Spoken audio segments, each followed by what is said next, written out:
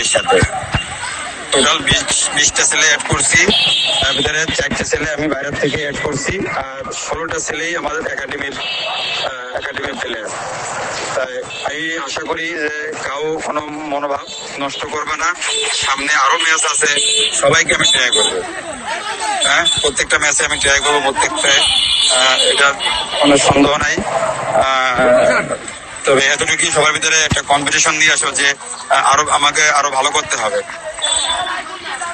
আমি বারবার প্রতিদিন প্র্যাকটিসে যে কথাগুলো বলি যে একজন একজনের থেকে ভালো করে চান্স পাইতে হবে, দলে জায়গা দিতে হবে। ওকে, এখানে মাঝ মাঠে আরো 3টে ছেলে আছে, যেমন একটা কাদের, একটা রকিবুল, একটা লিখন্টু। অলরেডি আমি 3টে প্লেয়ার মাঝ মাঠে নিয়ে নিয়েছি, জিম, ডন, জাইজুল। হ্যাঁ, এই যে 3টে ছেলে, রকিবুল ইনজুরি আছে, কাদের ঢাকা আছে, লিখন দোলপেল করতেছে। যাই হোক, ভালো করতে হবে, আমাদের চেষ্টা করতে হবে, জেদ রাখতে হবে যে আমি যেন সামনের ম্যাচের সুযোগ পাই, এই চেষ্টাটা থাকতে হবে সবার ভিতরে। কোনো প্লেয়ার যেন হতাশ না হয়।